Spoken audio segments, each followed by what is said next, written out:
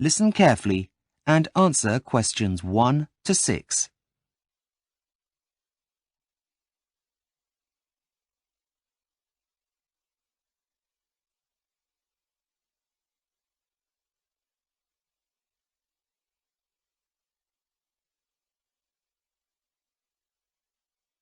Good morning. How can I help? I'd like some help with ordering a book. Can I take your name, please? It's ZARA Freeman. Z-A-R-A. Right. What was the title of the book you'd like me to order? I think it's called Future Words. No, hang on. Sorry.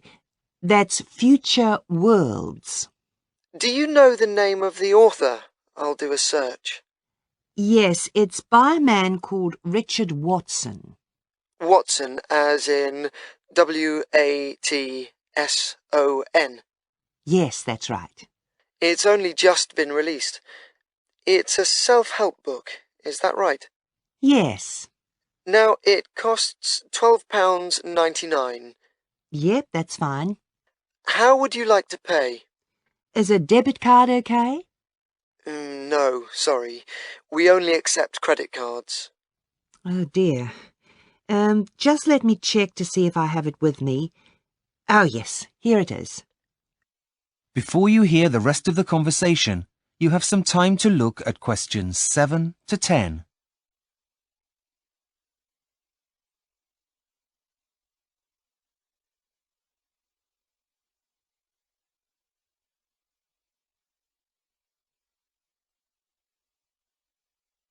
Now, I just need the delivery details. It's 62 Green Gardens, London, N22. Now, what kind of delivery would you like? What are the options? There are two. The free delivery option takes 5 days, or you can pay an extra £2.25 to have it sent out first class tomorrow. That would come to a total of £15.24p. Well, my friend's birthday is next week, so it should get there in time with the free delivery. So I think I'll take that. Right. That means that it will be delivered on the 21st of February, any time from 8 a.m. to 6 p.m. I could add some special instructions for it to be left with someone else. I'll add that if he's not home, then the package should be left with the neighbour. That's great. That is the end of Section 1. Section 2. First, you have some time to look at questions 11 to 16.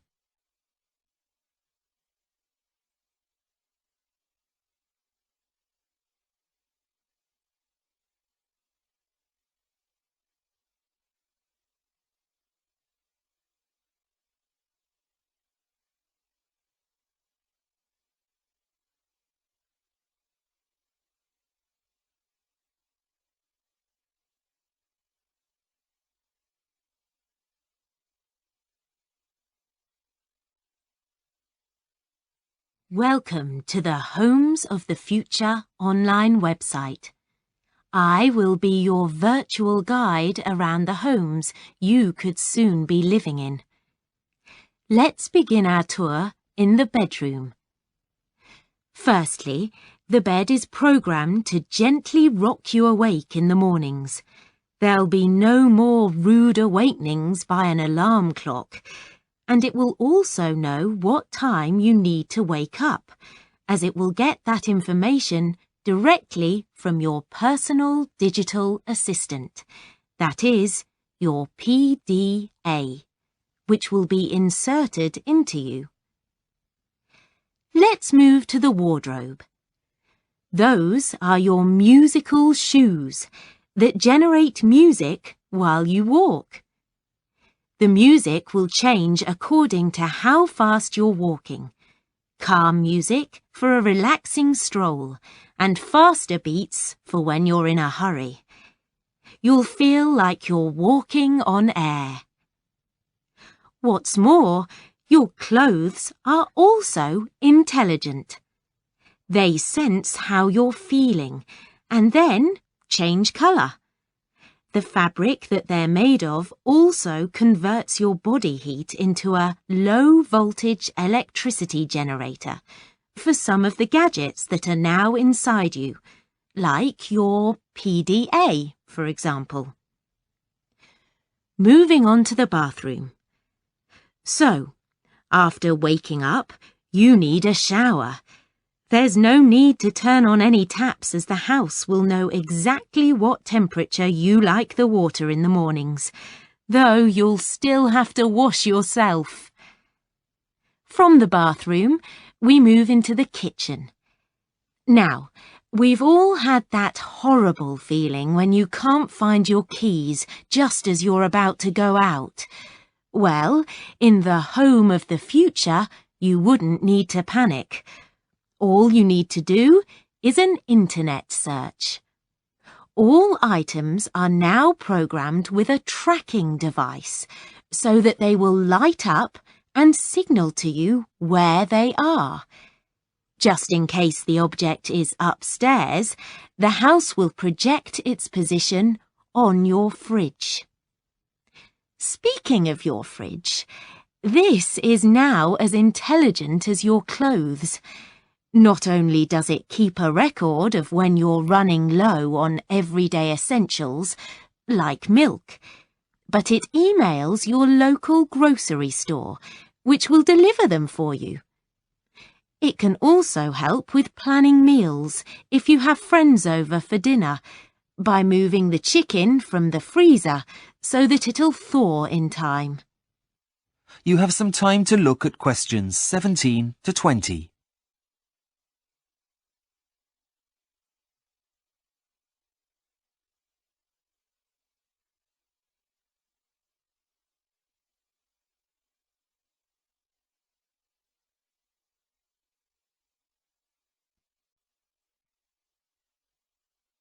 Let's enter the room. Now, to the left of the entrance is the main seating area, with a sofa, and directly opposite the entrance is an armchair. The sofa backs onto the wall, and the armchair faces to the left, across the coffee table, to a blank wall. So, where is the TV, I hear you ask? Well, this entire wall is the television. The whole thing is a plasma screen designed to show your TV, surf the internet, or, when it's not in use, it displays anything you want it to, from family pictures to famous works of art.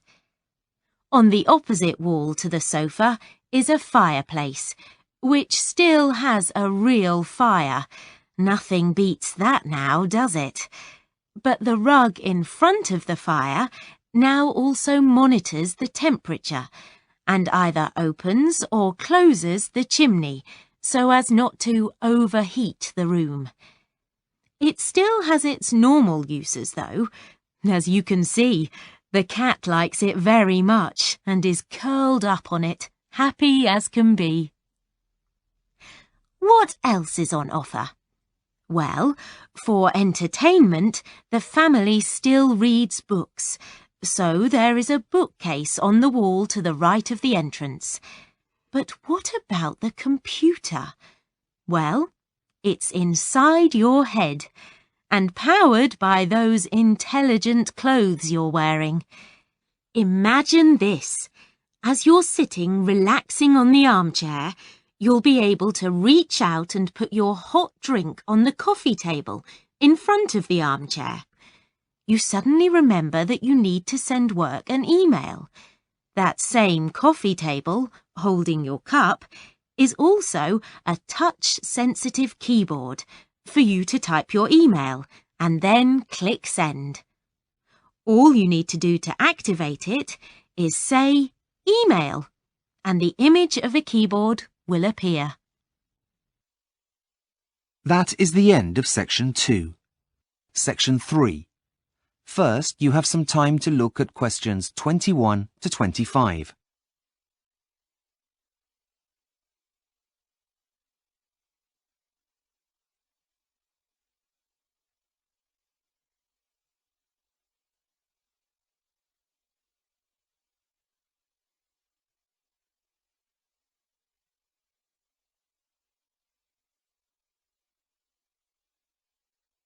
Hi, Professor James. Have you got a minute? You see, I'm having a bit of trouble getting started on my graduate employability assignment. Okay, Sally. Tell me what you've done so far, and we'll go from there. Well, as you suggested, I chose 3 local businesses and contacted them via telephone to introduce myself. That's good. Well, the thing is, I couldn't get past the secretary of 2 of them.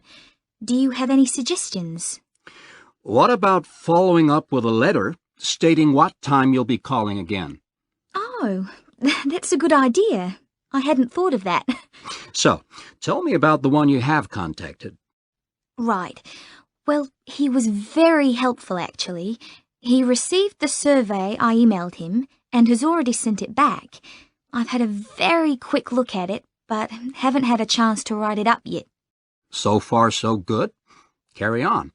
Well, apart from that, I've also found a lot of statistics that exist on the starting salaries graduates begin on once they finish studying. There's some really interesting stuff out there. Did you know, for example, that your average engineer earns nearly as much as a medical graduate? Yes, I did. Gosh, I had no idea. Having second thoughts about a career in human resources, are we? No, but I was surprised. Anyway, getting back to where I was, I've gone to the library, but the books you recommend have already been taken out. Apart from one, that is. It's called A Starting Success.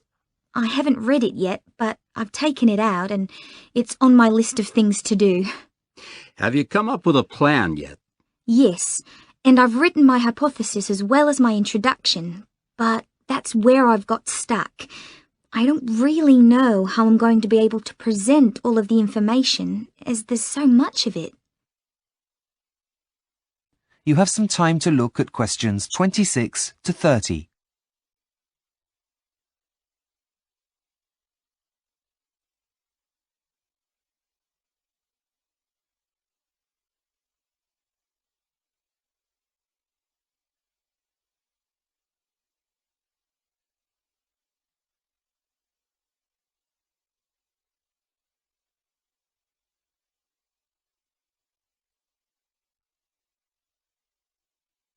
Now, can I have a look at the questionnaire you wrote? Yes, here it is. Thanks. Right. Well, first and foremost, you need to be clear. There's no point having a beautifully worded document throughout that no one understands. Use language that is simple. Right, got that. What next? You need to catch the reader's attention at the start of the document. And you need to find the right balance between formal and informal language. Your survey isn't an official document, but more of a living one that serves a purpose, so neutral language is best. Okay, just writing that down. Okay. The next one's what your mistake was this time. Try not to use open-ended questions, or you'll find it impossible to collate your results. Yep, I think I've learned my lesson there. What else? Scales really do make the job of completing the questionnaire easier for the recipients by saving them lots of time and effort writing. I take your point. Anything else? One last thing. Make sure you've thought about the logic of your questions. There's nothing worse than trying to make choices about things that seem to have no order. Right. Got it. That is the end of Section 3. Section 4. First, you have some time to look at questions 31 to 40.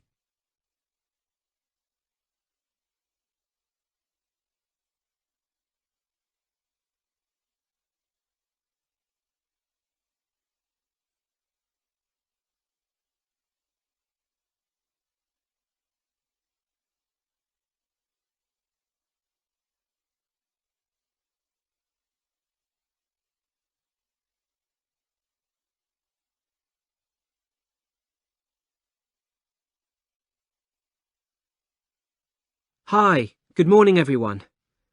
I'm here today to present my findings on the process of urbanisation and its impact on the environment. I will demonstrate how this growth is eating away at the planet's most fertile land. My research has focused on 2 studies that looked at land use in the United States. These have shown that since its independence, only 3% of all land in the United States has been built on. However, the same studies have also shown that the resulting loss of productive land is comparatively much, much greater. This isn't so much of a problem in America, as it has a relatively low ratio of people to land. However, most other countries are not so blessed, the impact of which could have dire consequences for the future. The real danger here is if this pattern were to be repeated by developing countries, it could have a major effect on the world's food supplies in the next 50 years. In order to reach this conclusion, several research methods were adopted. A group of scientists in the United States used a weather satellite that normally maps moonlit cloud cover at night. However, on nights when there were no clouds, they used the satellite to map the generation of heat from city lights. They then took the data and divided land use into 3 categories: urban, semi-urban, and non-urban land use. Next, they calculated how active the vegetation is in each region by using different satellites. When they combined this information with previous statistics and weather conditions, they came up with a number for total productivity for all areas. So what did the results of this process of land classification show? Well, firstly, they proved that although only a tiny percentage of the land in the United States is urbanized, and 29% of land is used for agricultural purposes, the land which has been built on actually has the best soils. These were independently corroborated by a second team of scientists in San Francisco, whose results show that this process is happening even faster in the southeastern corner of the United States. This means that land that is extremely productive from an agricultural point of view is being taken over by lawns, golf courses, and a few scattered trees. As a direct result of urbanization, the researchers in San Francisco calculated that every year 91 million tons of plants are lost in the US. So what does this mean for the future? Well, I have come up with some of my own ideas for practical solutions. Countries should calculate whether urbanization is happening on their fertile lands too, especially if they have large populations compared to the amount of land available, like India and China, for example. If it is, then every effort should be made to stop the process from happening. This can be done in many ways. One of them is to stop investing in the infrastructure of those areas. If people don't have the facilities they need, they won't want to live there.